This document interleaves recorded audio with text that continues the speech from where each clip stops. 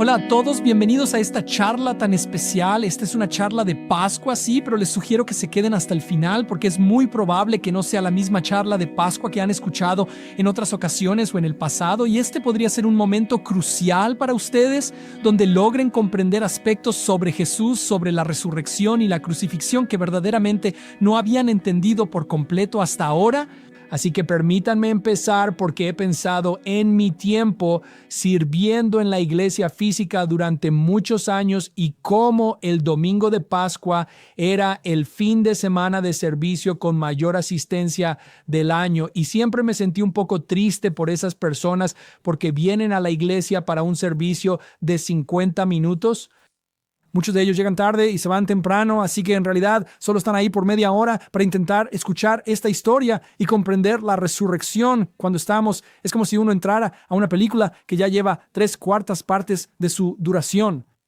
Es decir, si realmente no comprendes la historia completa, entonces, ¿cómo crees que te va a impactar de verdad? ¿Cómo vas a poder tomar una decisión tan importante para tu propia vida cuando no entiendes en absoluto dónde es que encajas en todo esto? Pues bien, esta charla está aquí precisamente para ayudarte a entender tu lugar.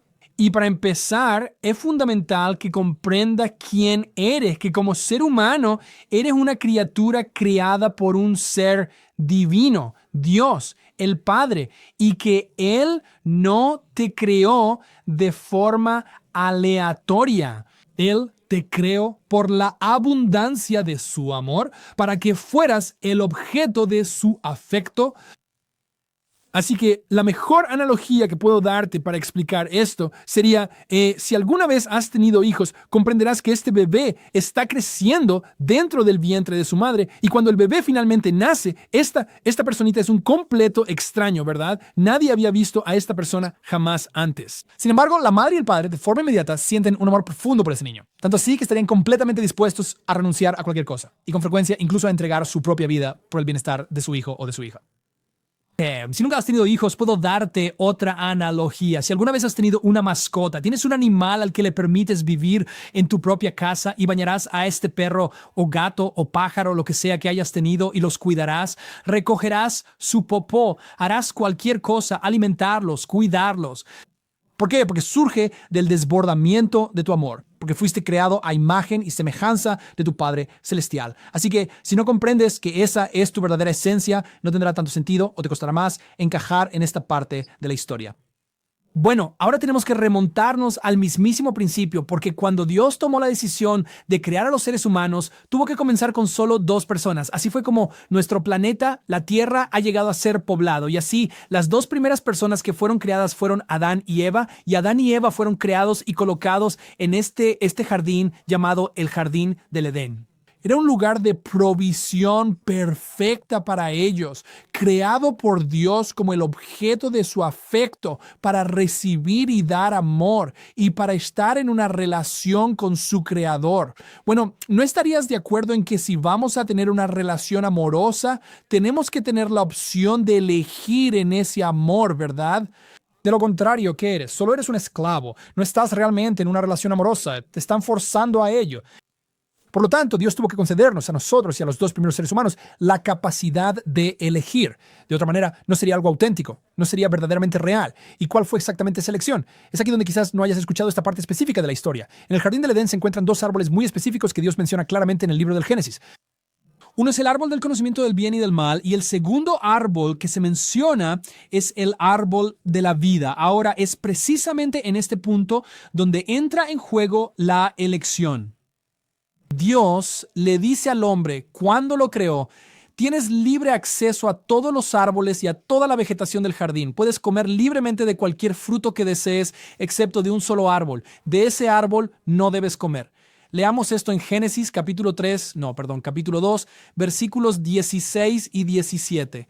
Y el Señor Dios ordenó al hombre, de todo árbol del huerto podrás comer, pero del árbol del conocimiento del bien y del mal no comerás, porque el día que de él comas, ciertamente morirás. Dios nos está advirtiendo, no nos está negando nada. Él está diciendo, oye, te he dado acceso a todo, fuiste creado como el objeto de mi afecto, pero asegurémonos de que sea mutuo. Tienes que tener una elección, de lo contrario no es amor. Así que aquí está este árbol. No es bueno para ti, no lo quieres, no comas de él. Bueno, ¿qué pasa? La serpiente viene a tentar a Eva en el jardín y dice esto, Génesis 3, ciertamente no morirán, le dijo la serpiente a la mujer, pues Dios sabe que el día que de él coman, serán abiertos sus ojos y serán como Dios, conociendo el bien y el mal. Así que Adán está escuchando esto, Eva está escuchando esto. ¿Y qué hacen? Eligen comer del árbol del conocimiento del bien y del mal. Ahí, tal como Dios había dicho, la muerte se hizo presente entre nosotros. Nos trajimos la maldición sobre nuestras propias cabezas, porque a partir de ese momento estamos sujetos a las fuerzas del bien y del mal. Llegaríamos a conocer el bien y el mal y nos encontraríamos eligiendo cosas que son perversas en nuestra propia vida porque erróneamente pensamos que eso es lo que nos va a traer la felicidad, mientras que Dios nos estaba diciendo claramente, si tan solo me eliges a mí, si tan solo me sigues, yo te traeré amor, paz, alegría y esperanza a tu vida. Y así lo que sucedió fue que por haber comido de este único árbol, esto es lo que Dios realmente hizo, y a esto se le conoce como una maldición. Y la maldición que Él puso sobre nosotros está en Génesis capítulo 3.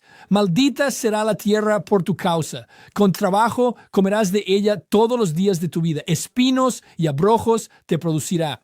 Presta mucha atención a esa parte. Y comerás de las plantas del campo. Con el sudor de tu rostro comerás el pan hasta que vuelvas a la tierra, porque de ella fuiste tomado, pues polvo eres y al polvo volverás. ¿No es esto una verdad innegable? ¿Comprendes lo que sucedió aquí? Dios tuvo que desterrarnos del otro árbol, del árbol de la vida, porque de no ser así, quedaríamos fijados eternamente en esta nueva y terrible condición, bajo esta maldición, y Él simplemente no podía permitirnos tener esta existencia eternamente. No deseaba que viviéramos en este lugar de dolor y esfuerzo constante para siempre, ¿verdad? Esto es lo que dice en Génesis capítulo 3. Entonces el Señor Dios dijo, ahora el hombre ha venido a ser como uno de nosotros, conociendo ellos el bien y el mal. Cuidado ahora, no vaya a extender su mano y tome también del árbol de la vida y coma y viva para siempre. Así que el Señor Dios lo expulsó del jardín del Edén para que trabajara la tierra de la que había sido tomado. Después de que expulsó al hombre, colocó en el lado este del jardín del Edén querubines y una espada flamígera que se revolvía sin cesar para custodiar el camino hacia el árbol de la vida. Aquí es donde la muerte llegó a todos los seres humanos. Y la muerte es aquello que, según encuesta tras encuesta tras encuesta, es lo que los seres humanos más tememos. Sería una historia terrible si terminar aquí y pensar, sí, ahora nos quedamos en este lugar, tenemos que esforzarnos por nuestra comida, tenemos que trabajar cada día solo para comer, ¿no es verdad? Nosotros nos encontramos con espinas y cardos, no nos produce las cosas fácilmente. Sería triste pensar que esta es nuestra situación. Pero ese no es el final de la historia y Dios interviene para abrirnos un camino porque Dios es un Dios de amor puro. Él nos ofrece una oportunidad a pesar de que nos rebelamos contra Él. Él nos está ofreciendo constantemente una nueva oportunidad de restauración, de redención, otra oportunidad para volver a caer bajo su amor y sus bendiciones. Dios va a utilizar a Jesús para establecer una vía de regreso al árbol de la vida, para que tengamos acceso al árbol de la vida. Y la historia de la crucifixión específicamente nos muestra que podemos celebrar. Voy a hablarles de la resurrección, pero hay detalles muy específicos sobre la historia de la crucifixión que no quiero que se pierdan porque es la forma en que Dios, por así decirlo, les guiña un ojo y les dice, miren, yo me encargué de todas estas cosas por ustedes para que ya no tengan que temer a la muerte. No tienes que temer el castigo. Empecemos por el hecho de que Jesús está clavado a un árbol. Sí, a un árbol. Ya les había contado sobre los únicos dos árboles que se mencionan en las Escrituras. Y elegimos el fruto de un árbol malo. Dios ahora va a colocar su fruto, Jesús, en un árbol nuevo para restablecer ese fruto, abriendo así un camino para que nosotros tengamos acceso al árbol de la vida. Jesús se convierte en el nuevo fruto, el primer fruto para que podamos reconciliarnos con Dios y así escapar de la maldición en la que todos hemos nacido. Tú eres un descendiente directo de esa maldición. Puedes sentirte muy enojado por ello, puedes quejarte y lamentarte al respecto, pero esa es la cruda realidad de esta historia y el lugar exacto en el que te encuentras. Pero Dios, este Dios tan asombroso, ha concebido un plan hermoso, un romance profundo entre tú y Él para poder reconquistarte, para traerte de vuelta a su lado. Y para lograrlo utiliza un árbol y el fruto que fue puesto en Él, en Jesús. ¿Y qué me dices de la corona de espinas? ¿Sabías que mientras Jesús está siendo preparado para ser crucificado, los soldados romanos lo están maltratando y golpeando y toman esta corona y se la colocan en su cabeza? Leámoslo en Mateo 27-29. Y tejiendo una corona de espinas, la pusieron sobre su cabeza y una caña en su mano derecha. Y arrodillándose delante de él, le hacían burla diciendo: «Salve, Rey de los judíos».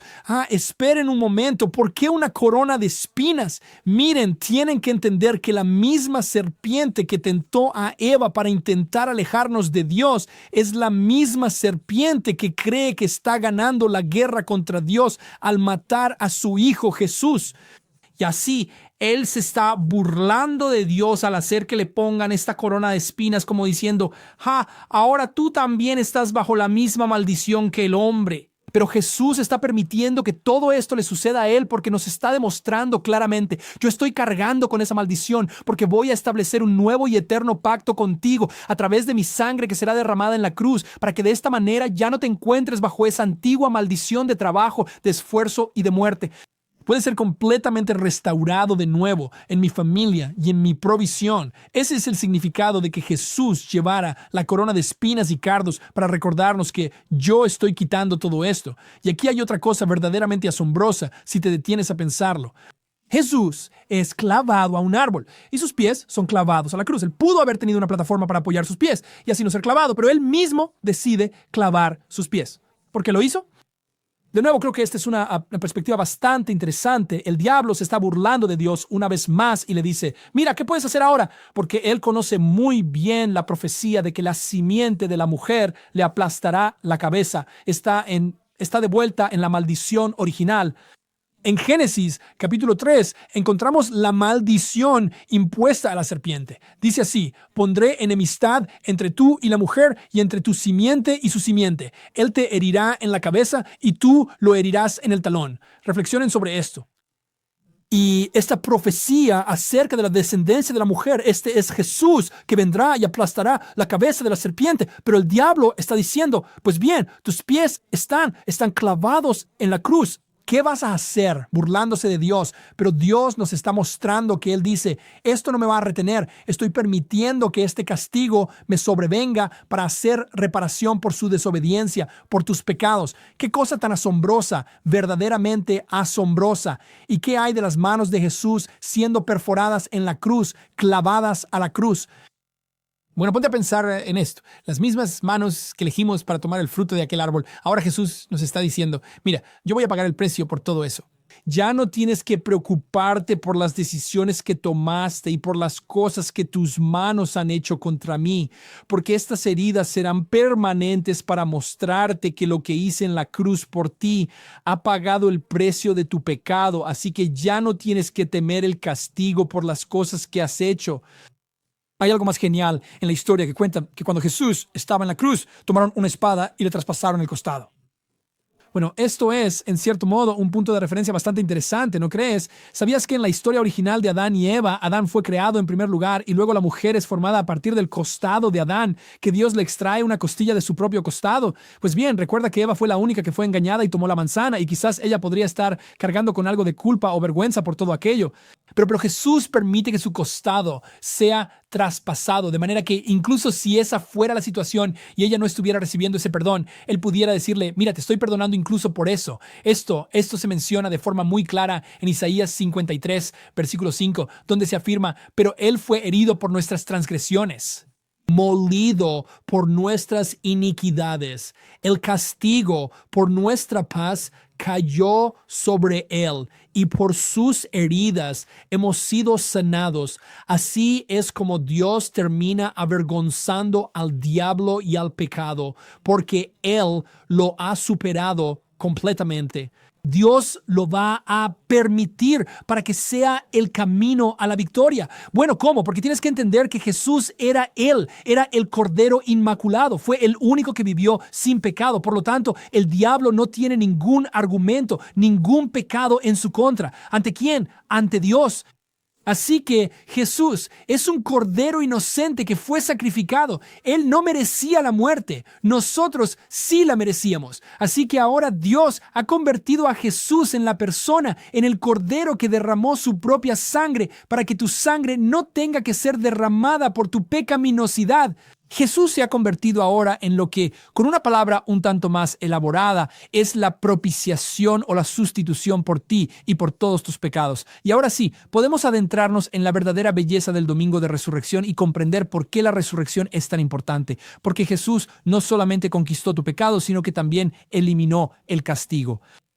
Él venció a la muerte el domingo de Pascua, cuando todos pensaban que la historia había terminado y que Dios había muerto. Dios resucitó a Jesús a una nueva vida y Él salió de la tumba para mostrarnos a ti y a mí que ahora podemos tener acceso una vez más al árbol de la vida en el jardín del Edén y vivir eternamente con Dios Padre.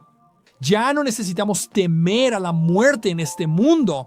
Sí, vamos a tener una muerte física, pero tendremos una nueva vida con Jesús en nuestra intención original para la que fuimos creados. Es verdaderamente increíble que Jesús estuviera dispuesto a soportar eso.